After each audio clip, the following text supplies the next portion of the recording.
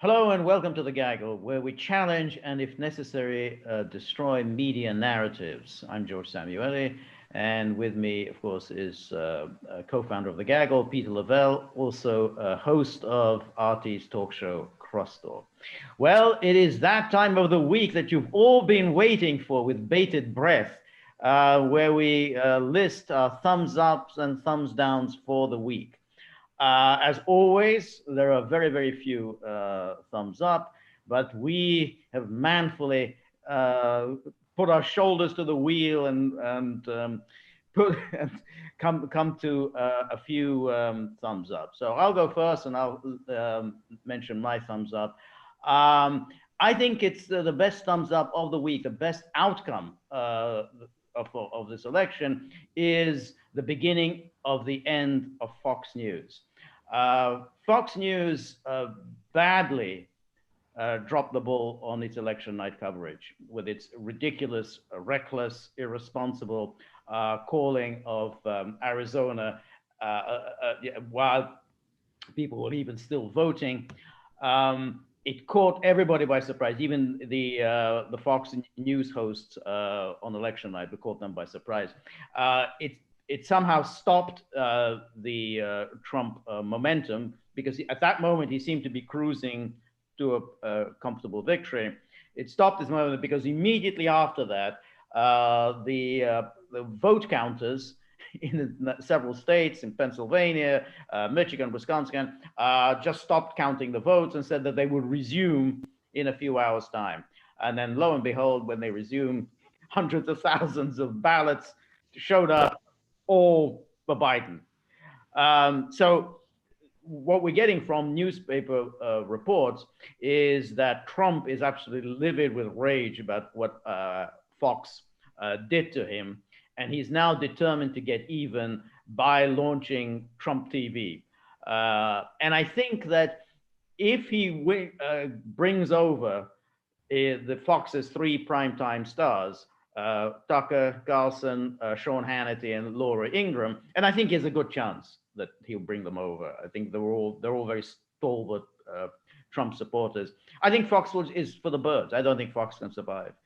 They just People will stop watching him. There's plenty of other competition now from Newsmax TV, OAN, and so on. I think Fox will come to an end, and nobody really wants Fox anymore. Liberals hate it for obvious reasons, and now conservatives have come to hate it. So within the next 2 years, I think we won't have Fox News to kick around anymore. So that's my thumbs up for the week. How about you, Peter? Well, I don't know. I mean, just a comment on yours. We'll see where it goes. There's a Fox has a lot of loyal viewers. I don't see Tucker Carlson going anywhere. I could see maybe Sean Hannity, but or maybe even Laura Ingraham. But even Hannity, he is kind of the first generation of Fox. I think that he would be very hesitant to do that, and he doesn't have to change his position.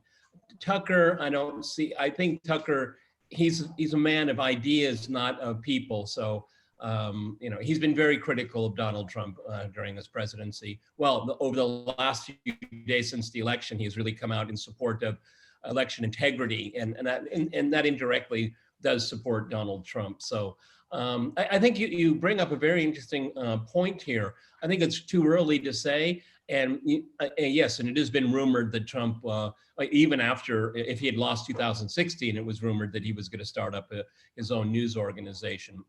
I wouldn't put it past him, particularly considering the idea that you broached yesterday. I mean, I think it's extremely unlikely, but it is not impossible that if he does lose this time, that he would run in 2024, and he would have a very powerful news outlet supporting him. So, let's get this mess figured out first, and then we'll go to the next one.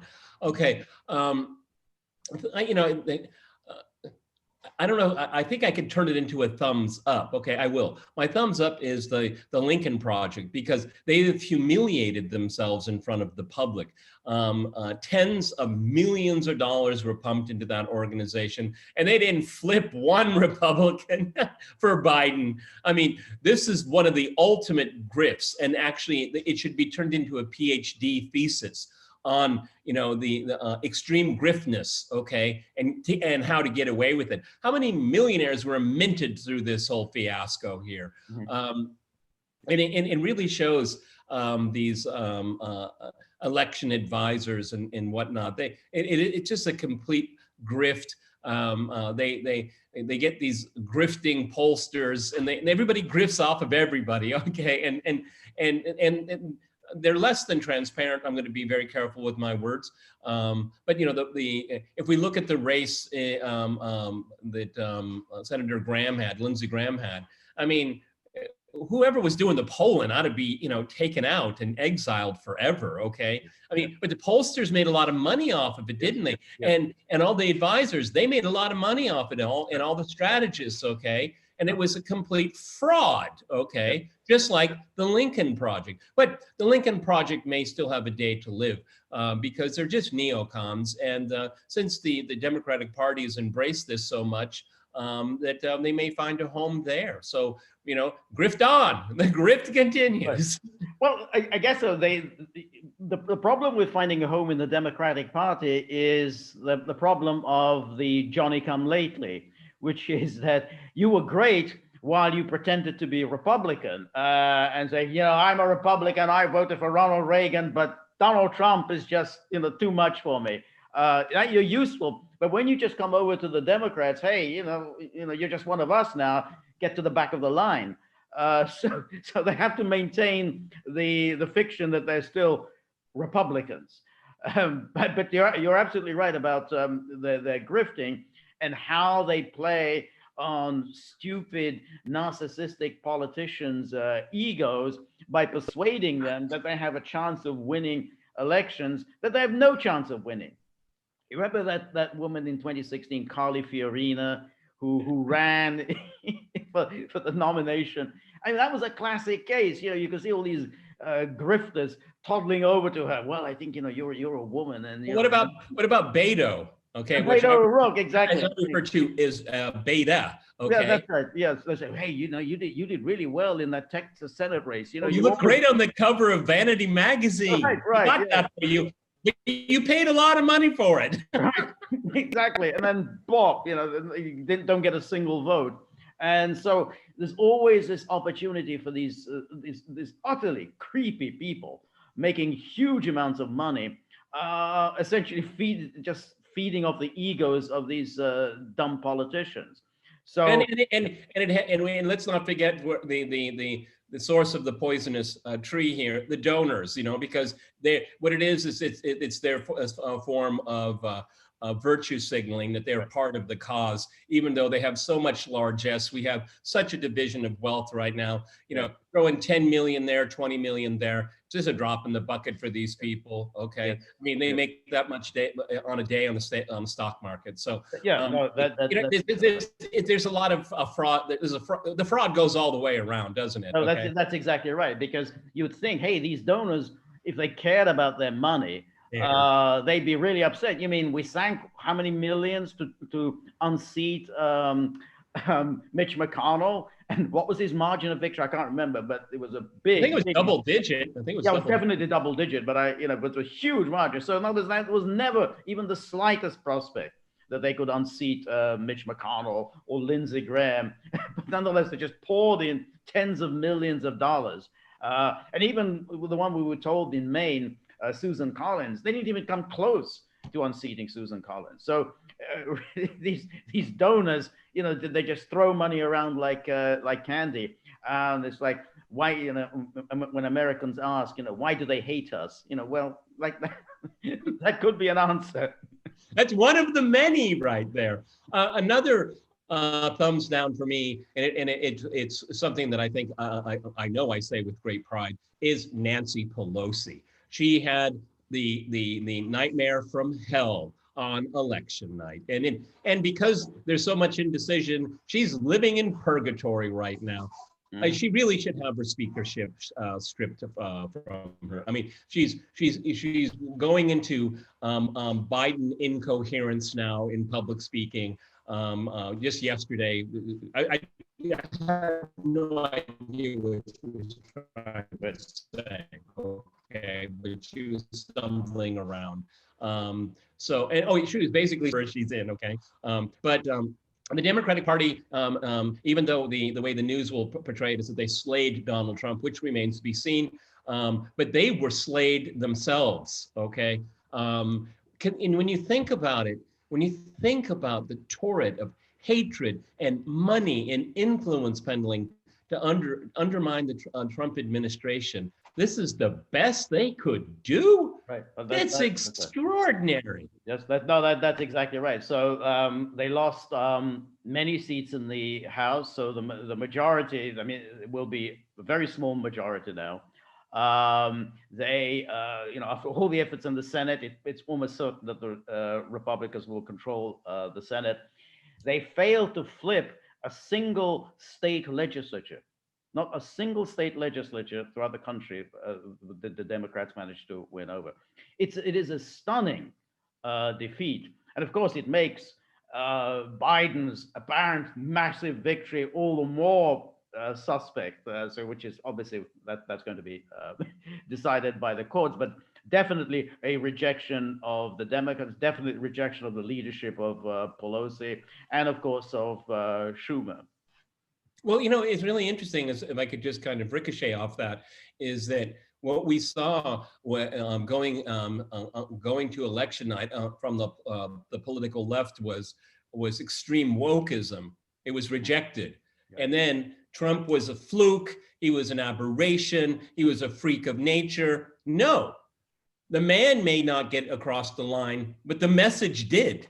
So and if people think, just for a nanosecond, that Joe Biden can soothe all of the tensions and all that, that's an illusion. It's an illusion that is not going to happen here, because what the Republican base, and again, look at yesterday's video, because we discussed the difference between the party leadership and the base. The base has drawn a line in the sand saying, we're not putting up with this woke stuff, okay? And we're going to continue to give the biggest possible middle finger to the elites, okay? We're here to stay, okay? But the message of extreme wokeism, it's not selling. It's turning people off. Defund the police, really? It's complete nonsense, okay? Where the poorest people in the country, and many of them are people of color, they're the most at risk when you talk that way. And all above that, there are other woke agendas. In liberal California,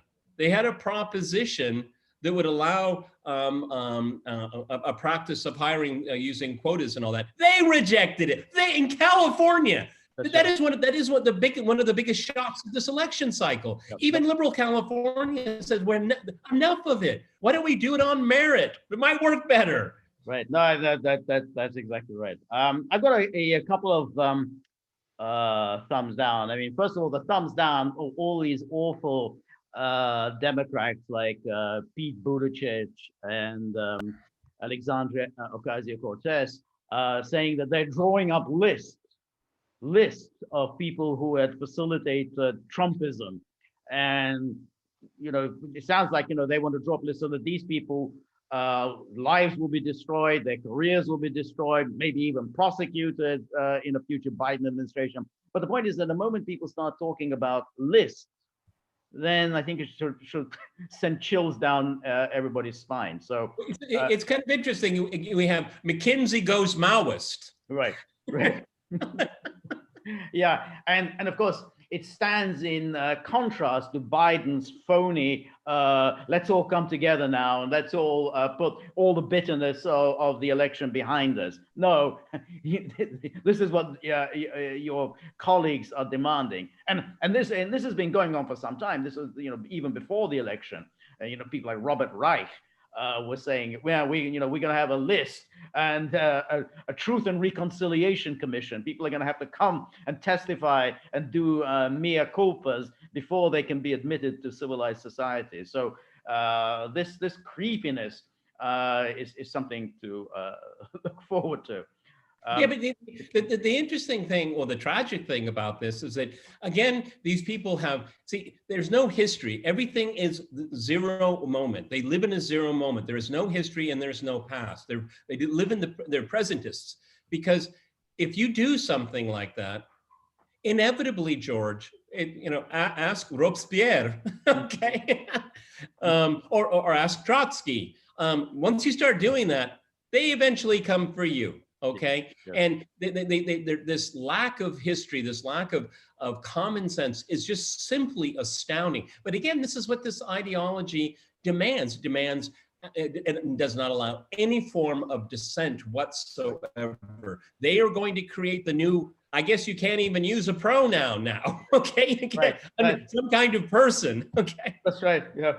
And then in other thumbs down, with that, we're getting a sense of the beginning of the return of the Obama-Biden era was Rahm Emanuel, which I don't know if people remember. Oh. He was Obama's chief of staff, and then he became terrible mayor of Chicago. And he was on television the other night saying, well, one important part of the Biden program will be retraining all the people who had lost their jobs as a result of all the COVID lockdowns, like people at the retail stores, JCPenney and so on, and they will learn to code. He actually used that expression, they will learn to code. So now we remember the Obama years. You remember all those? Oh, the jobs have gone. That's it. Forget manufacturing industry. They've all gone. Don't even worry about that. That's it. The Biden era, the Biden, Obama, Harris era is back. Well, another thumbs down. I guess I can extrapolate right now. The Durham report and the investigation into the origins of the Russia hoax, I guess, is out the door. I wonder if we were so gleeful a couple of weeks ago at the start of an antitrust suit against big tech, right. Google, potentially, I guess, even Facebook. I guess that's going to be thrown out. Yep. A lot of things are going to be thrown out. And because Biden, particularly as Biden owes his election to big tech. They pulled it out for him. Google, Facebook, Twitter, they pulled it out for him. Their contribution has been enormous. So he's not going to do anything against them. I mean, he's not going to bite the hand that feeds you. So yeah, absolutely right. That's gone.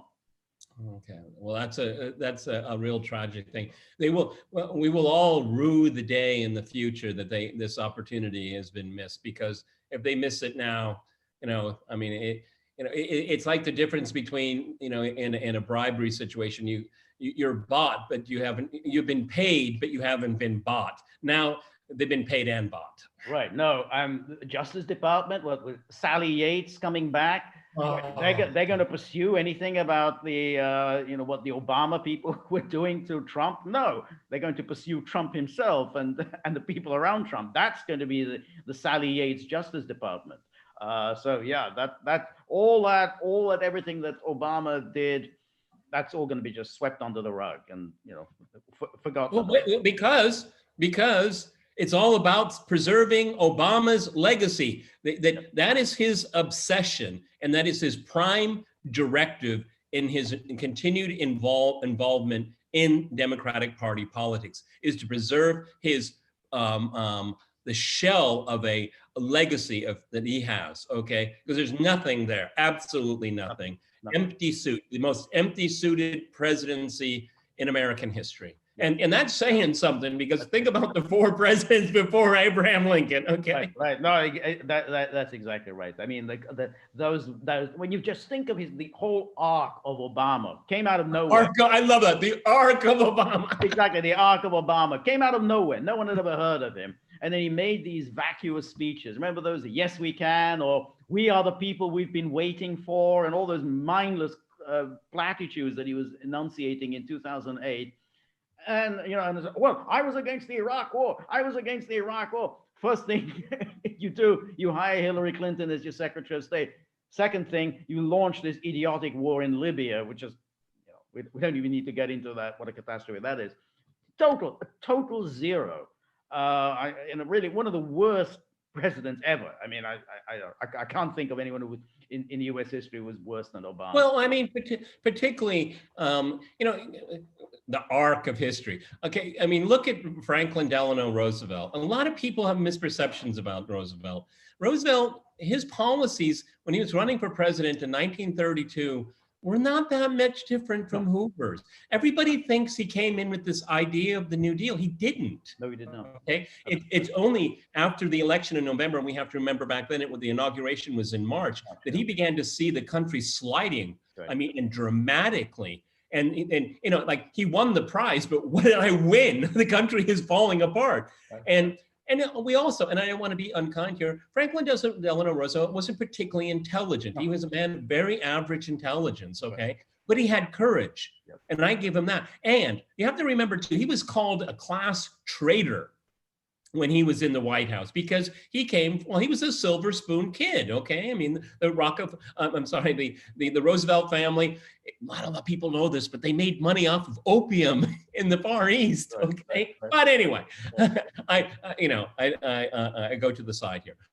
But Obama had an opportunity in his arc to really do something, and he didn't. Yeah. He let the people that caused the financial crisis off the hook. As a matter of fact, he helped them, okay, afterwards. Right. So, he had a moment, okay? He had a moment. Do you think Joe Biden is going to step up to the plate? Yeah. Oh my goodness, okay? I mean, I wonder if he's just going to spend most of his time in Delaware to just have the Delaware White House, okay? He's gotten used to the bunker, so. Right. That's right. That's exactly right. I mean, I don't know if you watched Tucker Carlson last night. He highlighted an article by Roger Kimball, in which Kimball said, well, there's a mystery about this election. How come, Trump was running around the country holding 4 or 5 rallies a day? He was everywhere. Well, Biden was just, staying at home, watching Netflix and drinking cocoa. How can that be? Why would Biden campaign? And he's before you give the answer, let everybody think about that.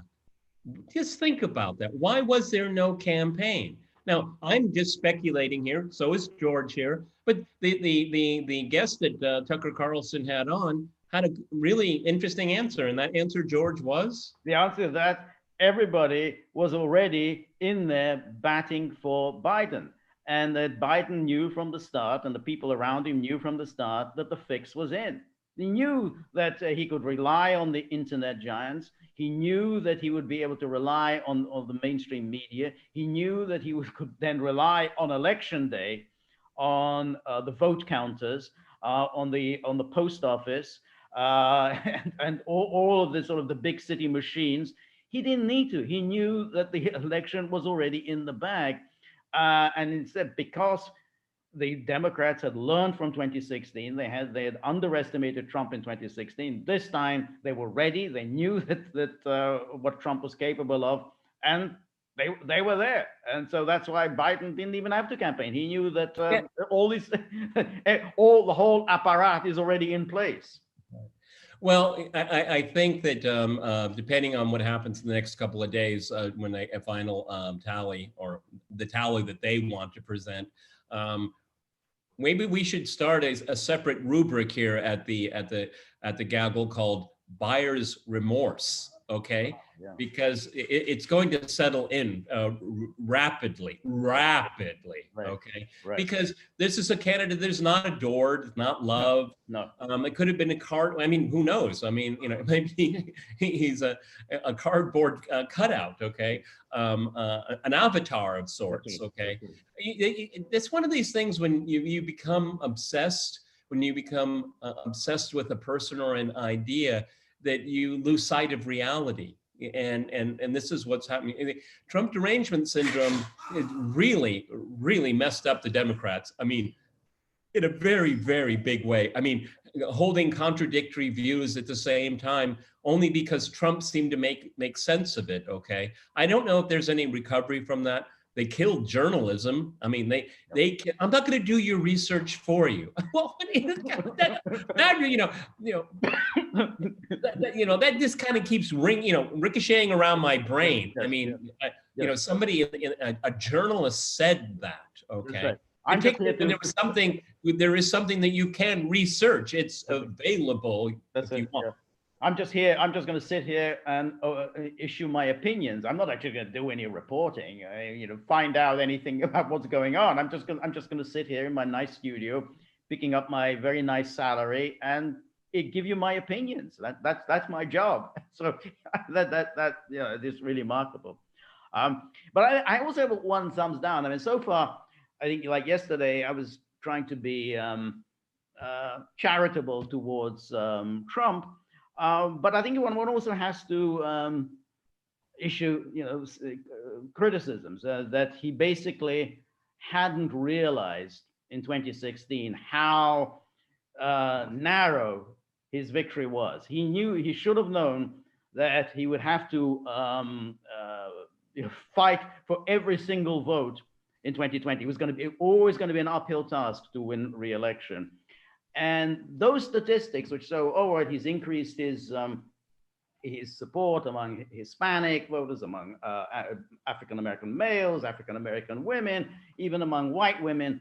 But the loss of white male support, that was a significant drop from 62 to 57%. That is a major, major loss. And that was his core constituents. And it's all very well to do outreach and you go to minorities and so on, but you don't do it at the expense of losing your core vote. And he should have been out there from 2017 on, building up a Republican base in Wisconsin, Michigan, Pennsylvania, the heartland where he needed those votes. Should have been registering as many of the non-college educated whites as possible. He didn't do that. That's very interesting because I can remember very early days of administration when Steve Bannon was still around. And I remember doing a crosstalk. We did it on Steve Bannon himself. And I said that if Steve Bannon wants to be of any value to Donald Trump, that he would have to really go out and heavily organize the base, okay? Exactly. And the first step of organizing is voter registration, okay? That's the first step here. And as far as I know, they didn't do it. I know that in the beginning of the election season, the Republicans were quite good, particularly like in the states of Florida, to get voter registration. But I may be wrong, but I didn't see that as a national priority during his presidency. No, I don't think so either. And it's clear that he has fallen short of the key demographic that pushed him over the edge in 2016. I mean, again, the non-college educated white working class vote, he didn't get the same numbers, and that's what's really made the difference. That was his core constituency, and it was delusional for him to think, I'm going to win all these African Americans. Yes, he's improved in a small amount among the African American voters. He's improved among Hispanic voters, but that nowhere near made up for losses, certainly among suburban voters. But you should have focused on that. His core constituency. Well, I think we still the industrial workers. I mean, I think we have to do a closer forensic study of this here. I mean, are these white suburban men? I want to know more about that because that's going to be one of the big takeaways that should be investigated in this. Okay. Also, I think that it's very important to take a look at the messaging to Latinos, because I think that's what been a real surprise in this election too. Again, like we've said before, things are done on the margins. That's what makes the difference all of the time. And what you just talked about, this lessening of the margin for white men, but then it does expand with other groups. And in this case, it didn't balance out. It's really quite interesting. I mean, I want to understand better what the messaging that motivated those voters. I hope that the GOP does that. The Democrats won't, because they'll just say we won. Okay, I mean, why do we need to reconsider what happened? Okay, and depending on how they won, I'm not going to make any accusations here. I'm far away from the maddening crowd. But I keep my nose to the ground and look at things. And when I look at testimonials of people at polling stations and things like that, it gives a person reason to pause. That's exactly it. That's nothing that we have said takes away anything from the obviously very, very questionable things went on election night and subsequently. So that has to play out in the courts. And I mean, these are early days. I mean, the people could say, "Oh, we see no evidence of fraud." Well, you have to wait for it. I mean, the Florida vote that took something like 6-7 weeks for the sort out. So, and that was just one state. So, the idea that within 3 days, while they're still counting, we should already know everything about what happened. Well, these are the same people that thought they saw criminality and bad intent and bad faith for 3 years about the Russiagate hoax. There was no evidence, but they were willing to make judgments. Right. Okay, but when people come out, and again, this is just anecdotal. I don't know. Do these reports of fiddling with the vote, not allowing observers, is this a part of the larger panorama, or are these one-off things and it doesn't affect the election outcome? I don't know. I'm not going to draw a conclusion here. All I can say is that there's a lot of evidence out there that there are people that making claims that things didn't go by the book. And I think that this is every election is important. This is a particularly important one, and I think that we can take the time and draw the right conclusions here. Okay, I want to step a little bit back. I want to know the process had integrity, because if we don't have that, then we're just in the world of trouble. Okay, then what's the point? People will say, what's the point of elections? Okay, this is where we could potentially go. Yeah, no, that's right. And there are those silly people among sort of conservative commentators who say, well, yeah, okay, fraud takes place in every election. Maybe so, but if that's the case, then it should be eliminated. You can't just sort of live with it, particularly where the election margins are so narrow, where it's a few hundred or a couple of thousand votes separate the winners and losers. Just simply saying, oh well, hey, there's a little bit of fraud that takes place all the time. But come on. The biggest difference here is, and I have no idea what conclusion to draw, is that we've never had an election on this scale where there were different ways of voting, and I don't have any idea about that. And when you look at all of the individual states that weeks and months before the election were fiddling with the rules, okay, and it doesn't seem particularly transparent to me. Particularly, I mean, if it's a blue state and you're engineering the election to work in your direction, not gerrymandering and stuff like that's done by both parties. I'm not looking at one particular culprit here, but the COVID created a perfect storm to limit transparency, and we have to understand that better.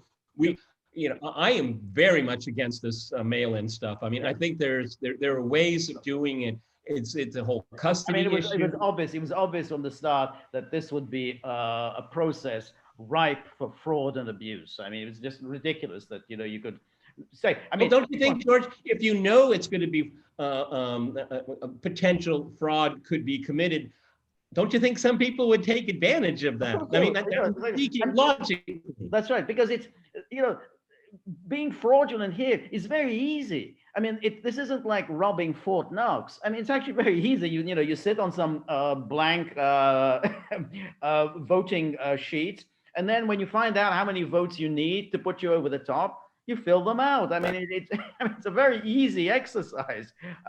So the notion, well, no, this is far too elaborate and too complicated. No one could possibly do it. No, anybody can do it. It's the easiest thing in the world, and that's why it's been done so many times. And why it has been done so many times? Why do these people on the liberal network say, "Oh, it's almost virtually impossible. It doesn't happen. It happens all of the time. All the People time. go to prison for it. Yes, exactly. Exactly.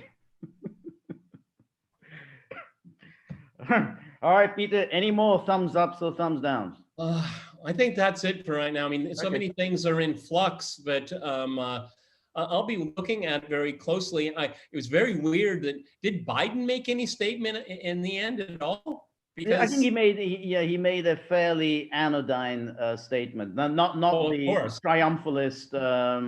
We won. Let the party begin. He didn't do that. That's what the expectation was last night. Well, I'll end on this here. I'll end on this observation here. If there's anyone in America right now that wants to push and demand transparency, it's Joe Biden. Because if you get the prize and half the country won't call you my president, you're in a world of trouble.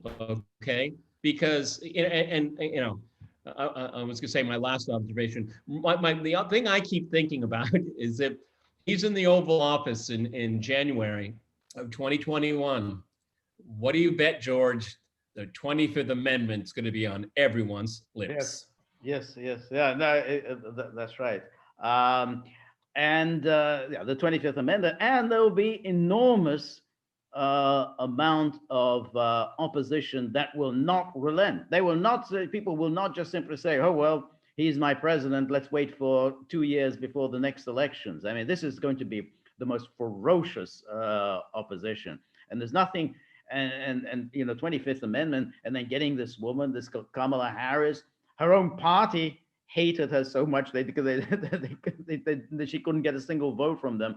No, I think people aren't just going to sit this one out. So the image that comes to my mind is McConnell standing on the Senate floor, and he doesn't have to say a word. He gives you the eye treatment. It's like, dare me. And he just stands there like a sphinx, okay? Because you're not going to get anything past me. Right. Nope. Yep. All right. Well, that was our thumbs ups and thumbs downs for the week. And next Saturday, we will be here. Come rain, sleet, snow, shine, we will be here giving our thumbs ups and thumbs downs. So remember, if you like the gaggle, please like, share, and subscribe. See you soon. Bye.